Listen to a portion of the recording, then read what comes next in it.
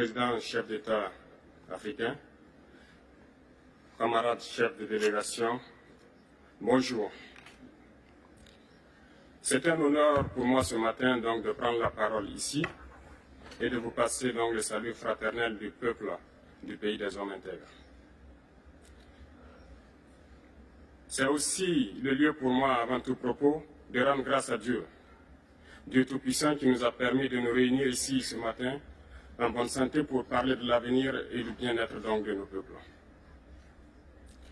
Je m'en vais m'excuser auprès des anciens que je pourrais vexer dans mes propos à venir.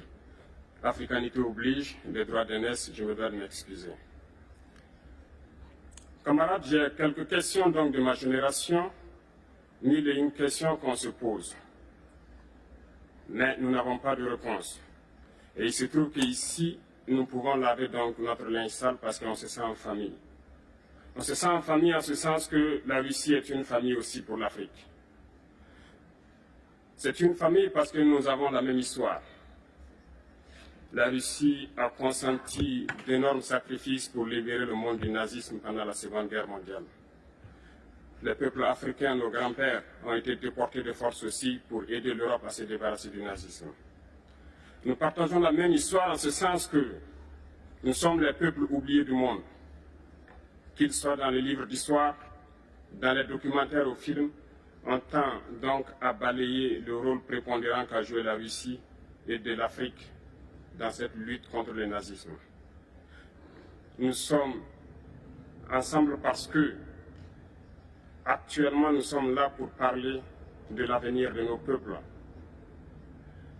de ce qui va advenir demain, de ce monde libre auquel nous aspirons, de ce monde sans ingérence dans nos affaires internes. Nous avons les mêmes perspectives et je souhaite que ce sommet soit l'occasion donc de pouvoir tisser de très bonnes relations en vue d'un meilleur avenir de nos peuples. Les questions que mes générations se posent sont les suivantes, si je peux me résumer, c'est de ne pas comprendre comment l'Afrique, avec tant de richesses sur notre sol, avec une nature généreuse, de l'eau, du soleil en abondance, l'Afrique est aujourd'hui le continent le plus pauvre. L'Afrique est un continent affamé. Et comment se fait-il que les chefs d'État traversent donc le monde à mendier? Voici des questions que nous nous posons et que nous n'avons pas de réponse jusque-là. Nous avons l'occasion de tisser de nouvelles relations. Et j'espère que ces relations puissent être les meilleures pour donner un meilleur avenir à nos peuples. Ma génération me charge aussi de dire que, par ce fait de pauvreté, ils sont obligés de traverser l'océan pour essayer de rallier l'Europe. Ils meurent dans l'océan. Mais que prochainement, ils n'iront pas traverser parce qu'ils viendront devant nos palais pour chercher leur pitance quotidienne. Pour ce qui concerne le Burkina Faso, aujourd'hui nous sommes confrontés depuis plus de 8 ans à la forme de manifestation la plus barbare, la plus violente du néocolonialisme, de l'impérialisme. L'esclavage qu'on tend encore à nous imposer. Nos dévanciers nous ont bien appris une chose. L'esclave qui n'est pas capable d'assumer sa révolte ne mérite pas que l'on s'apitoie sur son sort. Nous ne nous apitoyons pas sur nos sorts, on ne demande pas que quelqu'un s'apitoie sur notre sort. Le peuple burkinabé a décidé de lutter contre l'île terroriste en mesure de relancer son développement. Dans cette lutte, des vaillants peuples, des vaillantes populations se sont engagées à prendre les armes face au terrorisme, ceux que nous avons affectueusement appelés les VDP, des volontaires. Nous sommes surpris de voir les impérialistes traiter ces VDP de milices et de tout type. C'est décevant, parce qu'en Europe, lorsque des peuples prennent les armes pour défendre leur patrie, on les traite de patriotes. Nos grands-pères ont été déportés pour sauver l'Europe. Ce n'était pas avec leur consentement, contre leur gré. Et bien au retour, on se rappelle bien qu'à Tiaroy, lorsqu'ils ont voulu revendiquer leurs droits élémentaires, ils ont été massacrés. Cela ne fait rien donc.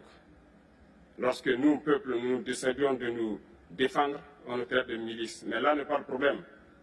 Ce qui est le problème, c'est de voir des chefs d'État africains qui n'apportent rien à ces peuples qui se battent, mais qui chantent la même chose que les impérialistes en nous traitant de milices, en nous traitant donc d'hommes qui ne respectent pas les droits de l'homme. De quels droits de l'homme parle-t-on? Nous nous offusquons contre cela et c'est honteux. Il faut que nous, chefs d'État africains, nous arrêtons de nous comporter donc en marionnettes qui dansent à chaque fois que les impérialistes tirent sur les ficelles. Hier, le président Vladimir Poutine a annoncé donc l'envoi des céréales en Afrique. Nous sommes bien contents. Nous lui disons merci pour cela. Mais aussi, c'est un message passé à nous, chefs d'État africains, parce qu'au prochain forum, nous ne devrons pas venir ici sans avoir assuré, pour ceux qui ne connaissent pas la guerre, l'autosuffisance alimentaire de nos peuples.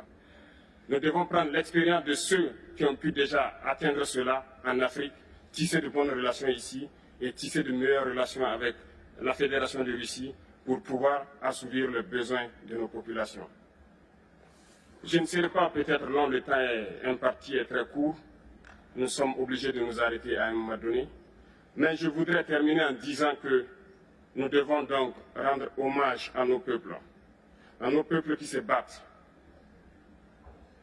Gloire à nos peuples, dignité à nos peuples, victoire à nos peuples. La patrie ou la mort, nous vaincrons. Merci, camarades.